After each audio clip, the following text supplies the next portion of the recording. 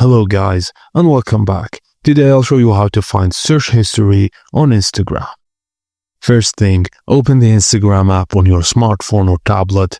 Then it will open the Instagram home screen where you can see posts from your accounts you follow. On the Instagram home screen, tap the search and explore icon and tap the search.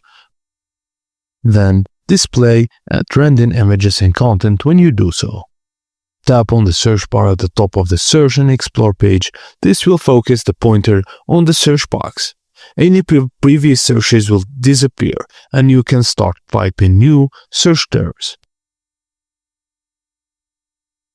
All you have to do is press the cross mark to delete your search history if you want to.